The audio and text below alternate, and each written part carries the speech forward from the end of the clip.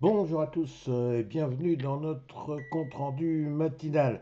Alors, ça secoue. On a vu ce qui s'est passé hier avec notre CAC 40 qui a perdu un peu plus de 2%. On a vu les cours du pétrole s'envoler, se stabiliser un petit peu. On a entendu diverses déclarations, notamment évidemment celle de Monsieur Trump. Finalement, peut-être qu'il va y avoir un consensus international pour aller protéger le détroit d'Ormuz. Il y a des installations, notamment gazières, qui sont en train de brûler. Il faudra des années pour les reconstruire.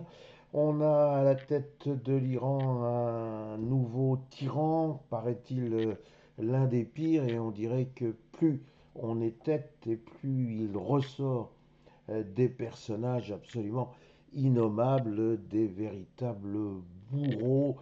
Bref, ce n'est pas une ambiance particulièrement agréable. Et ce d'autant que les banques centrales, eh bien, elles avouent, toutes les unes après les autres, qu'elles sont dans le brouillard, qu'elles ne savent pas du tout ce qu'il faudrait faire, et que tant qu'il y aura la guerre, tant qu'il y aura ce brouillard guerrier, eh bien, on ne peut pas envisager sérieusement de baisse de taux.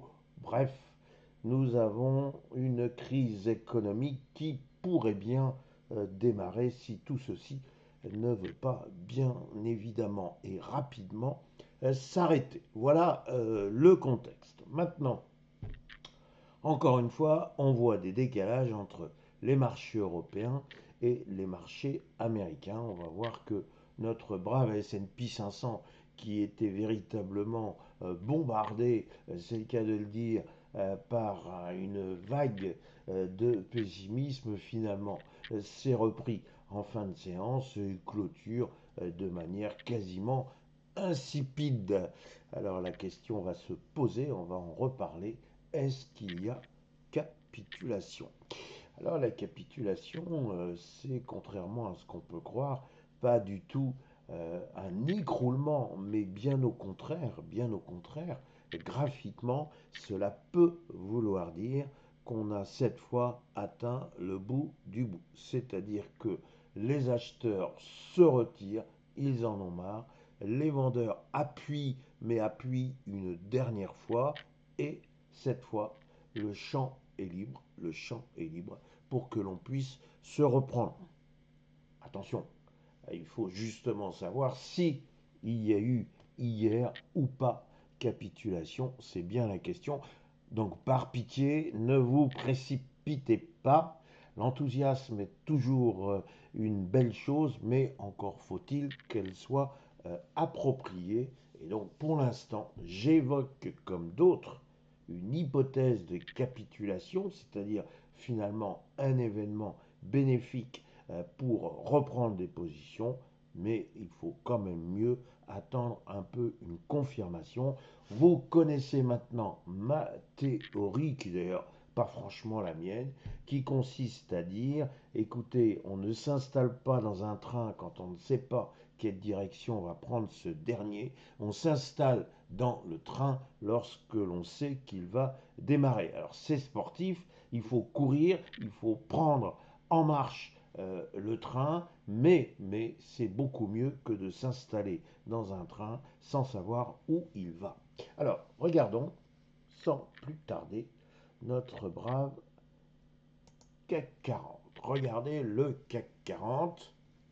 Je vous avais déjà indiqué qu'il y avait deux bornes dans lesquelles il s'était enfermé, et ces deux bornes sont faciles à retenir. N'oubliez pas qu'il faut toujours retenir des chiffres ronds. Je suis toujours un peu choqué de voir certains analystes vous dire le CAC 40 a une résistance à 7802,80. C'est complètement ridicule. La mémoire collective veut que l'on retienne des chiffres ronds et que c'est à partir de ces chiffres ronds que tout le monde, effectivement, peut avoir des réflexes similaires, une attitude similaire. qui peut retenir 7802,87. En revanche, si je vous dis que le CAC 40 est enserré dans un rectangle de transactions avec une borne inférieure à 7800 points et une borne supérieure à 8000 points, je pense que je parle à beaucoup plus de gens et surtout, il y a beaucoup de gens qui ont vu comme moi ce couloir de transactions 7008, 8000.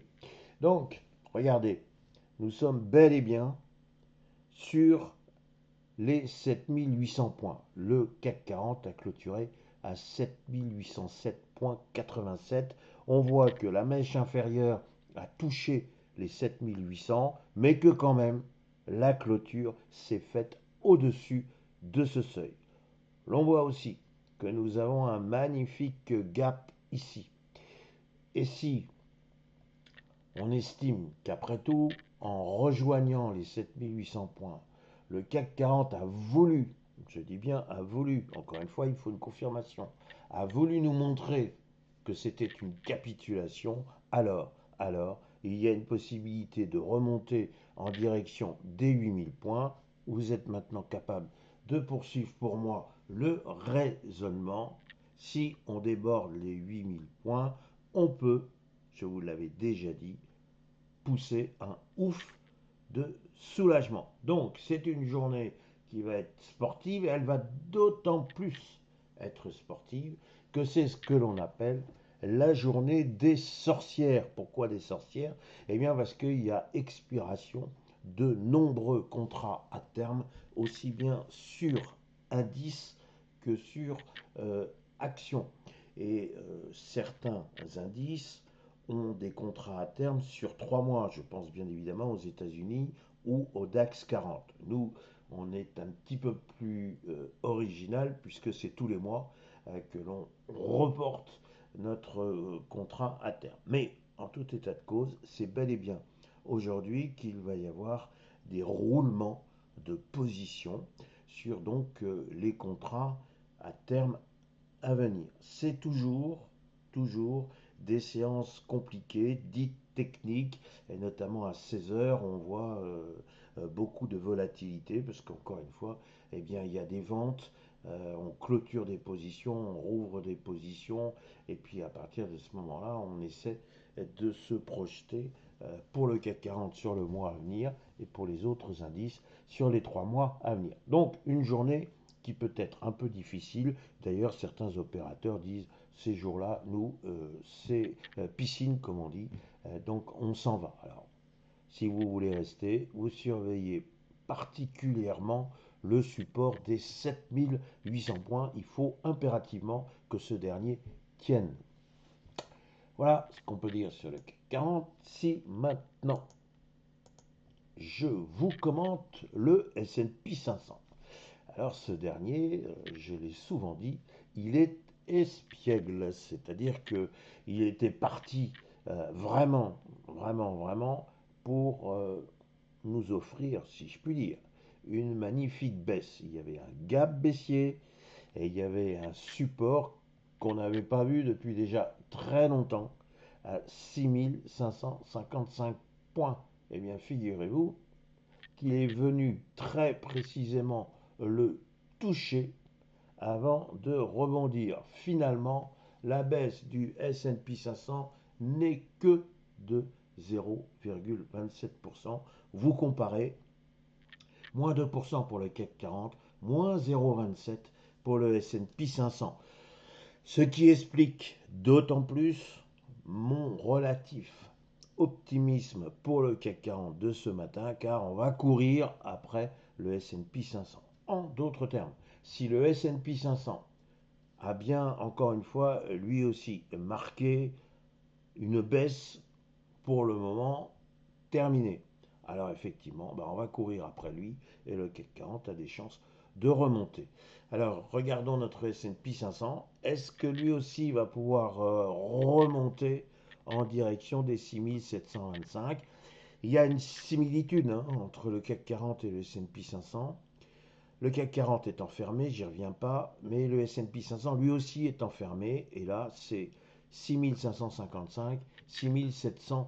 25 points. Donc il peut tout à fait évoluer dans, dans ce rectangle, dans ce range, comme disent nos amis anglo-saxons, et en d'autres termes, sauf cassure des 6555 points, on peut peut-être croire qu'il va y avoir aujourd'hui une accalmie. D'autant que les cours du pétrole, notre boussole, finalement sont en train aussi de se stabiliser. Il semblerait que l'on veuille quand même protéger le détroit d'Ormuz. Alors il y aurait peut-être une coalition internationale finalement qui se mettrait en branle. Et ça c'est peut-être quand même plutôt une bonne chose, en espérant bien évidemment que ça ne provoque pas non plus une ire iranienne de plus avec des attentats explosifs un peu partout. Mais bon, il faut être courageux et il est quand même impératif que ce fameux détroit d'Ormuz ne vienne pas projeter le monde entier dans une crise économique quasiment sans précédent.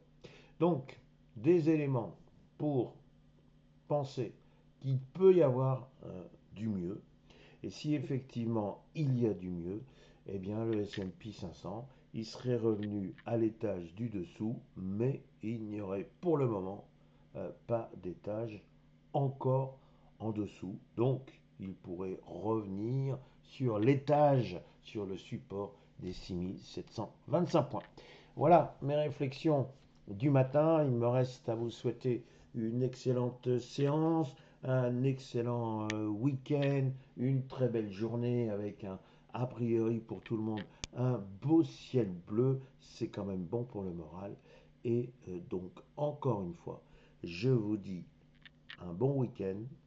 On vous redit que je serai très heureux de vous retrouver lundi matin, tous parfaitement reposés après une semaine quand même éprouvante. Merci.